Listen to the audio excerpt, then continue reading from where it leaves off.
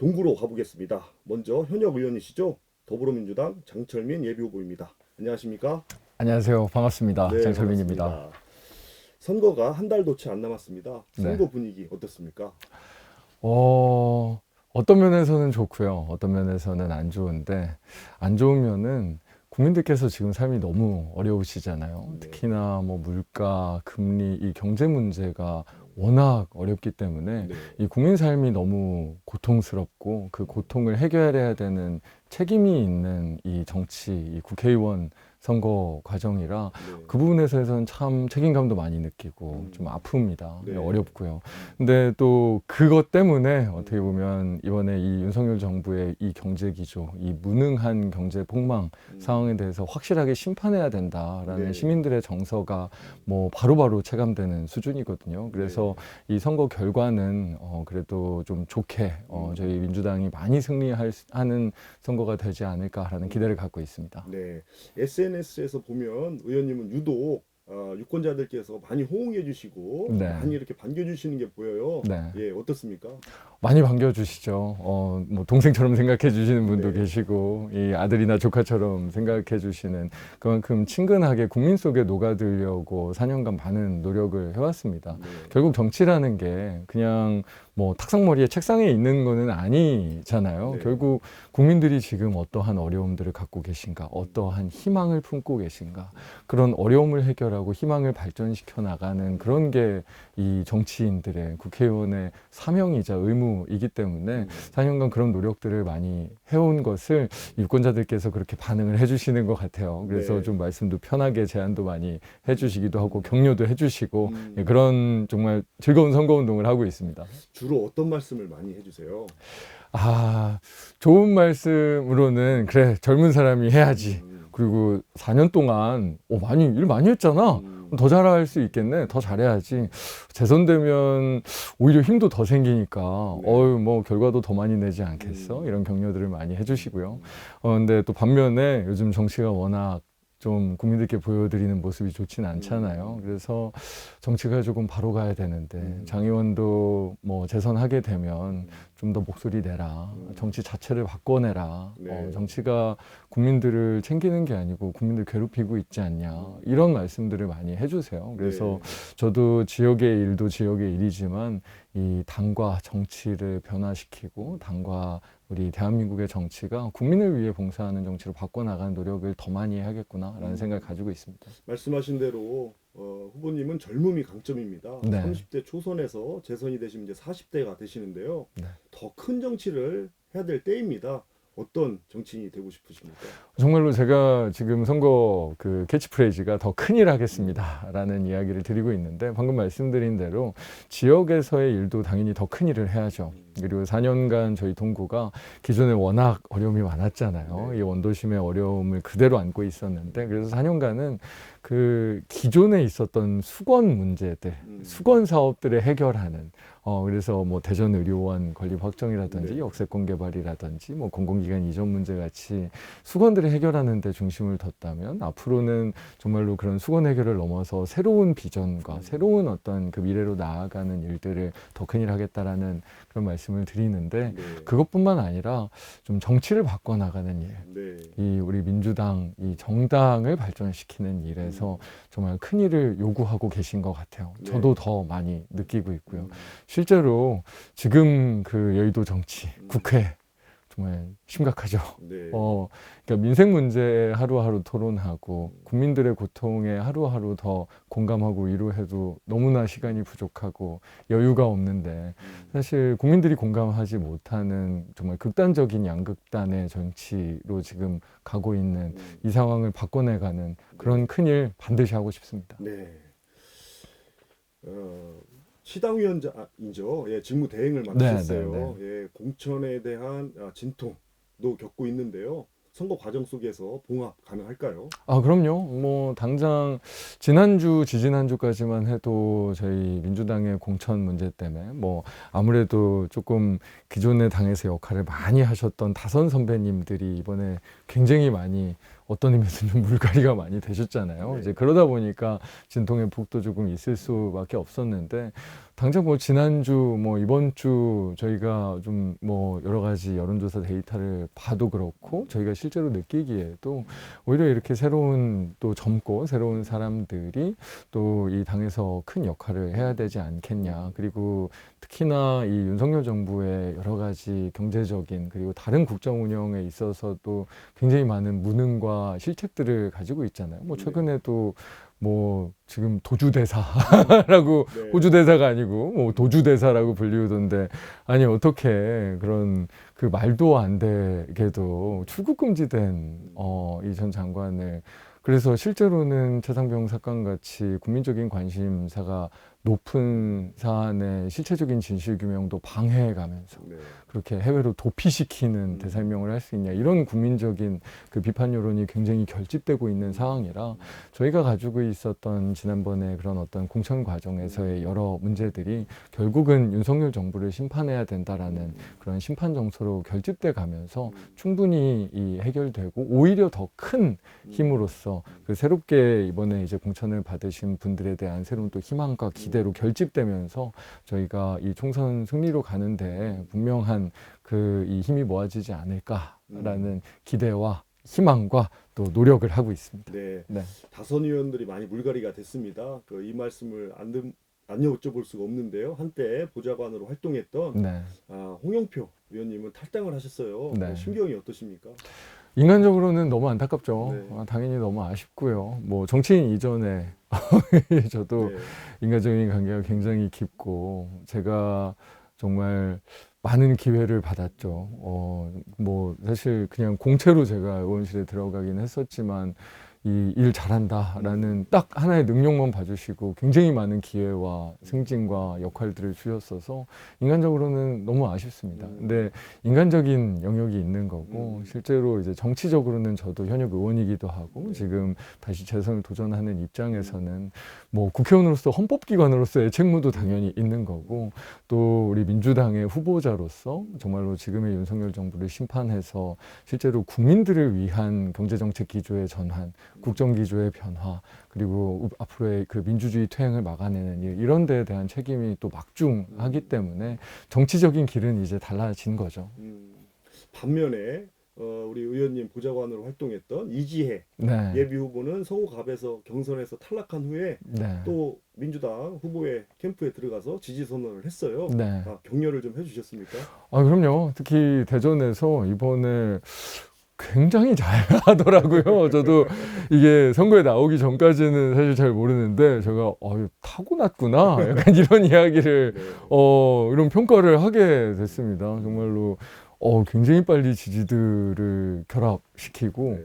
사람들한테 기대감을 많이 불러 일으키더라고요. 네. 또 지금 경선에서 아쉽게 지금 이 실패한 이후에도 이 당을 위해서 또 지역을 위해서 어떤 역할을 해야 되겠다는 부분을 빨리빨리 또 찾아가는 부분을 보면서 이건 꼭 저의 기대가 아니라 우리 서구와 이 대전 시민들의 지금 본인은 본인 입으로 라이징 스타라고 하시긴 하던데 많은 기대를 갖고 있어서 네. 저도 그 기대 또 응원도 함께 하고 있습니다. 네. 네.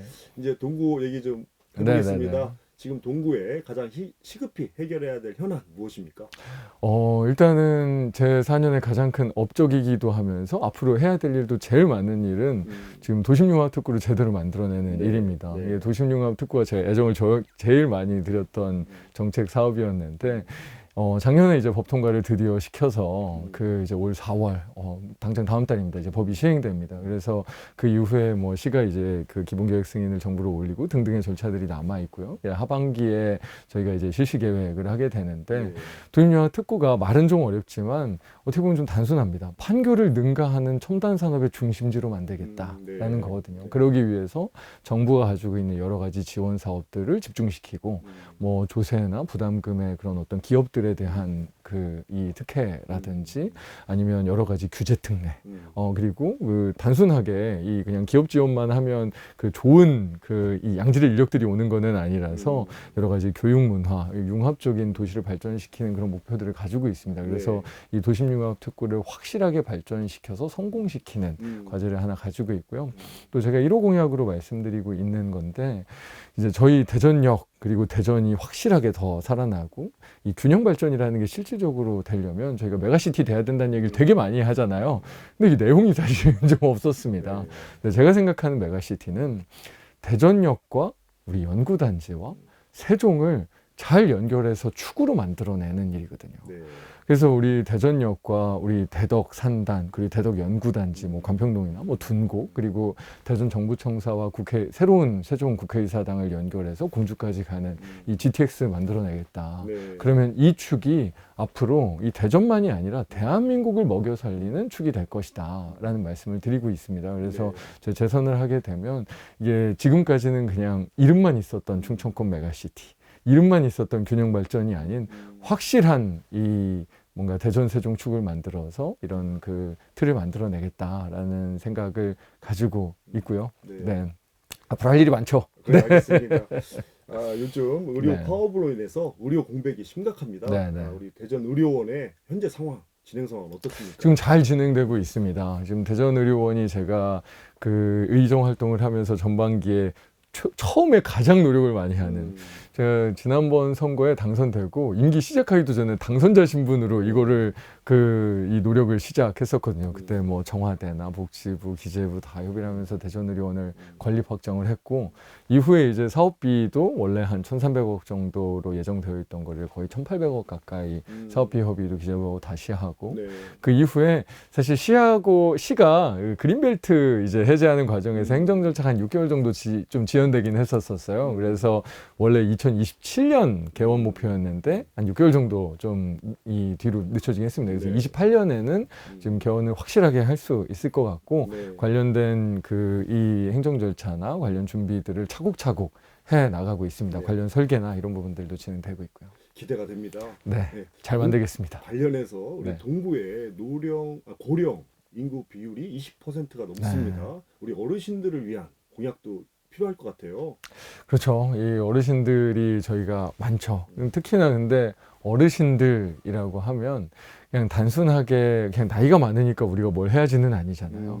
노인 빈곤 문제도 사실 심각하고요. 노인들이 되게 외로우시기도 하고요. 그래서 그런 여러 가지 삶에 겪는 문제들을 좀 함께 해결해 나가는 게 굉장히 중요합니다. 그래서 제가 예전에 이제 원내대표 정책실장을 할 때도 그래서 노인 일자리 같은 그 예산을 거의 2배 이상 늘리고 막 이런 일들을 해왔고 지금도 그런 노인 일자리 문제라든지 아니면 지역의 곳곳에 있는 뭐 이 경로당들의 뭐 시설이나 여러 가지 처우 개선 같은 것들에 애를 많이 써왔는데 이런 부분들이 사실 이제 많이 확산돼서 지금 양당 모두 다 뭐 주 5일, 뭐 주 7일 뭐 점심 뭐 늘려가겠다 이런 얘기들도 많이 하고 있죠. 근데 저는 사실 그런 종류의 이제 지원 사업을 넘어서는 어떻게 보면 서로 돌보는 공동체 차원에서의 그 고령층 정책들이 더 많아지는 게 오히려 지금 그냥 단순하게 인프라만을 늘려나가는 단순하게 현금성 지원을 하는 것보다 더 그 이상의 효과를 낼 수 있지 않을까라는 생각이 들어서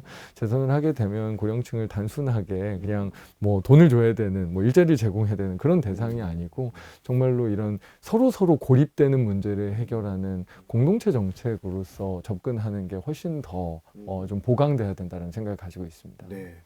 또 우리 반면에 아이들에 대한 교육 문제, 우리 대전의 동서간의 교육 격차가 큽니다. 우리 동구의 어린이들을 위한 교육 정책에 대해서도 한 말씀 해주세요. 저희 동구의 교육 인프라가 사실 저희 동구가 예전에 제일 인구가 많을 때 33만 명이었어요. 지금은 22만 명 수준이거든요. 그러니까 근데 이제 교육 인프라 뭐 초중고 학교 같은 경우에는 그 30만 명이 넘을 때 사실 그 인구 분포로 지금 교육 인프라가 분포되어 있다고 보시면 돼요. 근데 지금 도시재생 뭐 여러 가지 이 뭐 재개발, 재건축, 주거환경 개선 사업, 신규 택지 개발 등이 이루어지면서 이게 맞질 않습니다.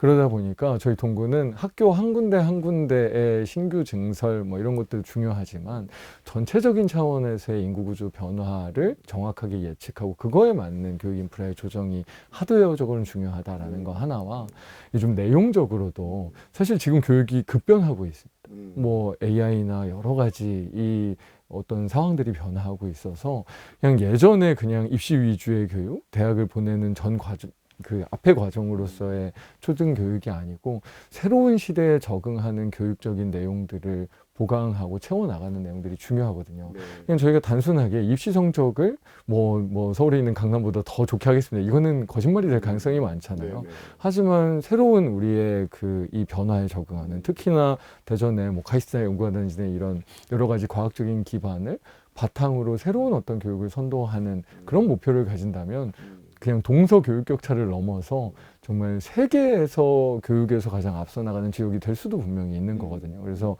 이 하드웨어적으로는 교육 인프라를 재조정하는 일들을 하면서도 그런 어떤 내용적인 그 교육의 내용에 있어서는 세계를 선도할 수 있는 내용들을 구성해 나가는 게 이거는 근데 저 혼자 할 수 있는 일은 아니라 이 교육청과 교육부와 대전의 많은 이 뭔가 자원들이 함께할 필요가 있는 그런 목표인 거죠. 네, 많은 관심을 받고 계신데요. 동구는 유독 현재 대전시장의 옛 지역구였고요. 네네. 지금 동구청장도 국민의힘, 또 상대하셔야 될 후보도 국민의힘 현역 의원입니다. 어떻게 보면 후보님 혼자 민주당의 간판을 가지고 단기 필마 뛰고 계신데요. 외롭지 않으세요? 전혀 외롭지 않습니다.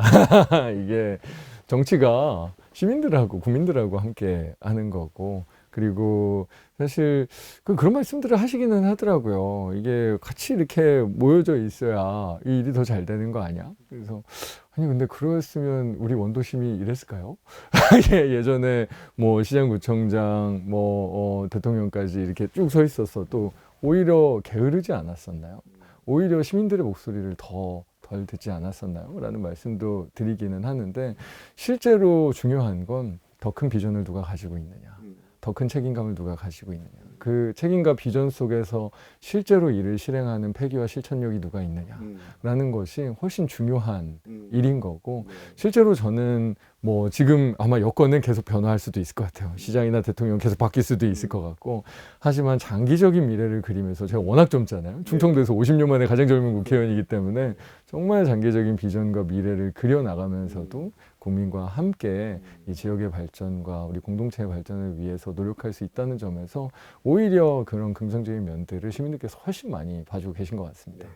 이번 선거는 윤석열 정부에 대한 중간 평가 성격도 있습니다. 어떻게 평가하십니까? 확실하죠. 지금은 사실 심판론이 대세인 선거입니다. 그리고 그 심판론을 어떻게 투표장으로 가져오느냐가 우리의 거의 유일한 선거 전략일 수도 있는 그런 상황이고요.